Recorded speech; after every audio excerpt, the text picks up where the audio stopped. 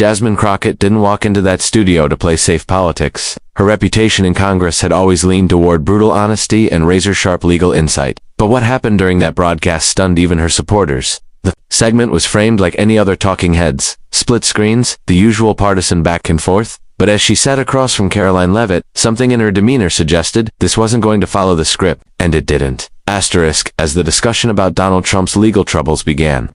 Crockett patiently listened to Leavitt recycle well-worn MAGA lines claims of political persecution, deep state conspiracies, and media manipulation. But Crockett didn't interrupt. Instead, she waited for the right moment, calmly flipping through a folder she had brought with her. When she finally spoke, she didn't raise her voice. She didn't launch into a rant. She read word for word from what she claimed were classified yet authenticated memos originating from a confidential informant, formerly connected to the Trump 2020 campaign. Asterisk, she began with the financial trails. Crockett detailed obscure payments made through shell corporations that led back to Trump-owned entities. She described the mechanisms allegedly used to mask those payments, using specific transaction dates and banking institutions. None of it was baseless. She cited sources, law firm memos, and even internal communications from individuals once close to Trump.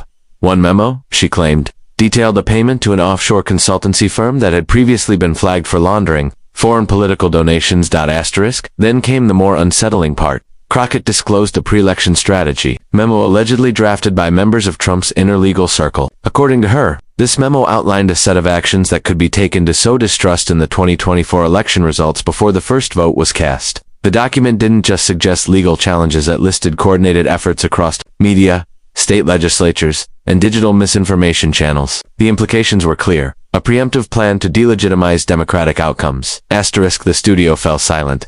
The moderator looked unsure whether to cut to commercial or let her continue. Leavitt, visibly rattled, tried to interject, calling statements completely fabricated. But Crockett didn't flinch. She turned to Leavitt and asked a direct question. Were you ever briefed on this document when you were part of the communications team? Leavitt didn't answer. Asterisk. Perhaps the most damning moment came when Crockett referenced a name few outside closed-door hearings had heard, an individual allegedly tasked with acting as a conduit between a Russian national and a Trump-affiliated super PAC. Crockett was careful not to accuse Trump directly of orchestrating the transaction, but she made it clear that he benefited. She noted that the timing of the money coincided with a sudden shift in campaign messaging in mid-2020, which analysts had previously described as inexplicable. Asterisk. Throughout her statements, Crockett continuously linked her information back to Donald Trump, not with sensational language, but with precision. She framed him not as a distant figure, unaware of these dealings, but as someone around whom all roads inevitably led. According to her, Trump wasn't just a passive beneficiary of illegal political maneuvering. He was at the core of a web of strategic deception aimed at retaining power at any cost. Asterisk. This wasn't the usual volley of vague accusations tossed across cable news. Crockett wasn't speculating. She was laying out a prosecutorial narrative, in real time, on live television, and what made it even more potent was her refusal to editorialize. Her delivery was clinical, rooted in fact, and carried the weight of someone who knew the legal consequences of every word she uttered. Asterisk. The political world had grown desensitized to scandal, especially when it came to Trump, but Crockett's revelations cut deeper because they weren't rehashes of known indictments or tabloid drama. They were fresh, specific, and substantiated in a way that suggested ongoing investigations might be further along than the public realized. And that's what made her words so explosive. She didn't just expose Trump's past misdeeds, she pointed to a playbook that could still be in motion. The moment the cameras cut to black, the tension didn't leave the room, it intensified. Karoline Leavitt had just endured one of the most uncomfortable segments of her media career, sitting across from Jasmine Crockett as she exposed a cache of allegations and documents implicating Donald Trump and his circle. Leavitt looked shell-shocked, her signature confidence replaced with something visibly uneasy. Her attempts to dispute Crockett's revelations had failed to land. Instead of her usual composed rebuttals, she found herself fumbling and off balance. The blow didn't come from volume or emotion, it came from facts. And now off-air, she was doing damage control. Asterisk. According to two individuals who were present in the studio, Leavitt left the sound stage immediately after the segment ended. She didn't pause for debriefs, didn't thank the production team, didn't respond to off-camera greetings. She had her phone pressed to her ear before she even exited the hallway. Producers and crew assumed she was making a political call to a consultant, a party figure, maybe even to Trump's camp. But what no one expected was that within minutes, uniformed Capitol Police officers would arrive at the studio. Asterisk. The official report stated that Leavitt had called authorities, expressing concern that she had been the victim of a coordinated political ambush. that left her feeling personally threatened. Sources say she told police she believed Crockett's team had obtained sensitive or classified information illegally and had intentionally aired it to damage not just her, but Donald Trump's ongoing legal and political defense. She didn't allege a physical threat. There was no mention of assault or intimidation. Instead, the threat she described was reputational, psychological, and political, and she wanted it documented. The officers took statements from both Leavitt and Crockett, Crockett.com and Cooperative, reiterated what she had said on air, that everything she presented came from legally obtained, publicly accessible filings, whistleblower disclosures, and confidential sources cleared through legal channels. She reminded the officers that she was a sitting congresswoman and an attorney with a duty to uphold the law. She also provided supporting documentation to back her claims, including redacted copies of the same memos she had mentioned on the broadcast. Leavitt, for her part, doubled down, insisting that Crockett's disclosures crossed a line. She mentioned Trump several times in her statement, alleging that the revelations constituted defamation by proxy and political sabotage, designed to further smear him during a critical moment in the election cycle. She did not name Trump as the person directing her response, but her framing suggested she felt personally invested in his protection and image. She described herself as being blindsided on live television by accusations that should have been litigated in a court of law, not broadcast on prime time. What was clear to everyone involved was that Leavitt had not expected Crockett to come armed with such detailed allegations. As a former Trump aide and one of his most vocal defenders in the media, Leavitt had weathered countless interviews, debates, and controversies, but this felt different. This wasn't shouting over someone in a partisan clash. This was exposure. Direct, methodical, verified, and it landed hard. Leavitt's decision to involve law enforcement sparked immediate backlash. Critics accused her of overreacting, using police as a tool to intimidate a political opponent. Supporters, however, praised her for standing her ground, arguing that she had every right to feel ambushed in a setting she believed would be a balanced debate. But that argument struggled to gain traction. Most neutral observers saw it as an overreach and attempt to suppress uncomfortable truths by invoking the appearance of victimhood.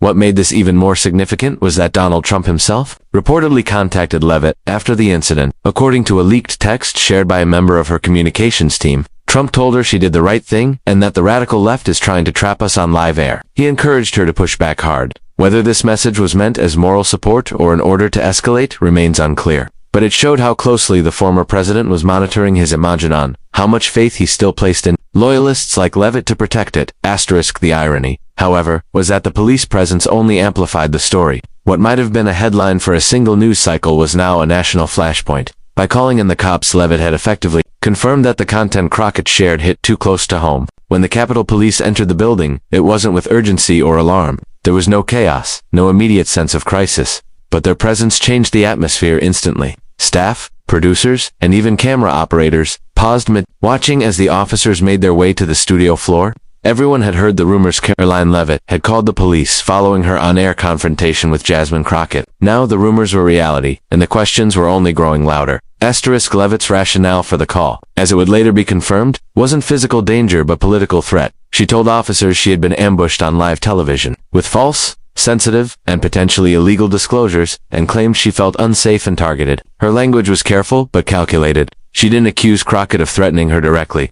Instead, she suggested that the nature of the broadcast itself had created a hostile environment, one that undermined her safety as a public figure and, by extension, the safety of Donald Trump's broader political movement. The police listened, took notes, asked procedural questions, and reviewed what they could. There was no altercation, no physical aggression. The footage was broadcast live. There was nothing hidden. Crockett's conduct on set was composed and respectful, even when presenting damning information. That became evident to officers almost immediately.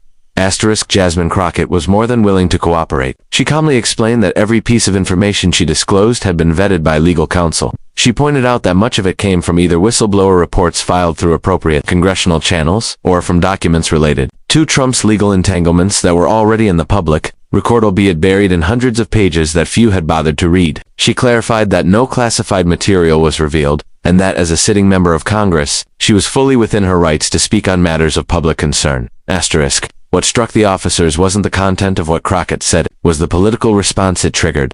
This wasn't a case of unlawful conduct. It was a case of political fallout, and there was nothing illegal about uncomfortable truths being spoken on live television. When officers concluded their brief investigation, they declined to take further action. No charges, no statements filed, and no request for a formal report. They had seen what America had seen. A tense, impactful moment of political a criminal offense. Asterisk for Leavitt. That outcome wasn't enough. She appeared visibly frustrated as officers explained their findings. She asked for written confirmation that the matter had been documented, which they agreed to provide. She reiterated that she believed Crockett's disclosures had been orchestrated, with intent to harm not just her reputation, but Donald Trump's political future. In doing so, she shifted the focus of the incident away from herself and onto Trump, tying his name directly to the confrontation. This subtle reframing told observers what they needed to know. Leavitt's concern wasn't just personal embarrassment, was Trump's exposure. Crockett's revelations, which included allegations of foreign money funneled through shell companies linked to Trump's interests and pre-planned strategies to undermine future elections, had clearly landed. Leavitt's decision to involve law enforcement signaled not just distress, but a deeper fear that Crockett's information might not just be credible, but actionable. In the aftermath, public reaction was swift. Critics mocked Leavitt for calling the cops on a chick, while supporters claimed she had every right to report what she felt was a security risk. But among journalists and political strategists, there was a more nuanced takeaway. If the police were called after a televised debate, then the revelations on that stage had struck a nerve not just personally, but institutionally. The machinery saw it as a threat serious enough to trigger a legal response. Behind closed doors, Leavitt's allies scrambled to reshape the narrative. Leaks suggested they planned to frame Crockett's performance as irresponsible, divisive, and possibly a violation of ethics rules. But that line didn't hold. Crockett had been precise. She hadn't accused Trump of crimes. Outright she had laid out a sequence of events and cited documents. Her facts were hard to discredit without discrediting the very institutions that recorded them. The irony wasn't lost on political observers. For years, Trump and his allies had accused the justice system of being weaponized against them. Now, with one phone call, Leavitt had tried to weaponize law enforcement in real time against a sitting congresswoman who had simply spoken inconvenient truths. And in the end, the police walked away not because the issue didn't matter, but because the truth isn't a criminal offense, even when it makes powerful people uncomfortable. The news cycle should have moved on within hours. Political TV segments come and go with such frequency that even the most fiery confrontations are usually buried under the next day's headlines. But this one didn't fade. Jasmine Crocket's appearance and Karoline Leavitt's decision to call the police afterward lit a spark that quickly became a wildfire. Within 24 hours, hashtags were trending. Within 48, both women were being booked on rival networks. But underneath the headlines and split-screen interviews was a deeper shift, one about political accountability, media transparency, and just how far public discourse had tilted off balance, especially where Donald Trump was concerned. At the core of this controversy was a question that had long hovered over the political ecosystem. What happens when someone stops talking in vague accusations and actually brings receipts in front of millions? Crockett didn't deal in conjecture that night. She referenced documents, financial records, and strategic memos allegedly tied to Trump's closest advisors. She didn't accuse him directly of orchestrating every piece, but she left little doubt that the web of activity surrounded him closely. And because it all unfolded in a mainstream media setting, not a courtroom or classified briefing, it pushed the conversation into spaces it normally wouldn't reach. For viewers, it wasn't just what Crockett said it was, how Leavitt responded. By turning to law enforcement after a verbal confrontation, Leavitt inadvertently signaled that the revelations were not just damaging, they were dangerous.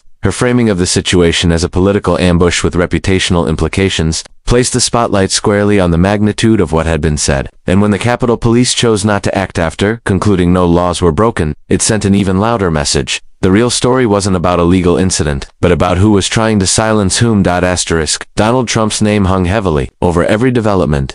Crockett had not merely criticized his politics or character, she had laid out a paper trail. Her claims about hidden campaign payments, strategic disinformation planning, and links to international actors pointed to a coordinated effort far beyond typical campaign strategy. While Trump himself didn't appear on that stage, the web Crockett described had him squarely at the center. And the reaction, especially from Leavitt and her allies, suggested they knew it. The incident fueled debates far beyond partisan lines. Political commentators who typically dismissed such segments as media theater were forced to reckon with the fact that something new had happened. The line between political debate and judicial relevance had blurred. If even a fraction of what Crockett presented proved verifiable, it wouldn't just be a media scandal, it could become part of ongoing investigations into Trump's legal exposure. Meanwhile, media watchdogs began asking uncomfortable questions about transparency in the political press. Why had none of this material surfaced before? Had the media grown complacent? Or worse, had they intentionally avoided it to preserve access to Trump world insiders? Crockett's bold delivery suggested a different model, one where truth wasn't filtered through partisan lenses or editorial hesitation, but delivered bluntly. backed by data, and without fear of backlash. Leavitt's defenders, including several prominent Trump loyalists, tried to recast the entire episode as an orchestrated smear campaign. Some suggested Crockett was exploiting her legal background to distort facts. Others floated the idea that Democrats were coordinating a media offensive to derail Trump's 2024 chances. But this too backfired. The more they insisted that Crockett's presentation was too well-researched, too timed, too explosive, the more they acknowledged its legitimacy. The fact that Trump himself reportedly called Leavitt to thank her for standing her ground only added fuel to the perception that the incident had rattled the former president's inner circle. For the public.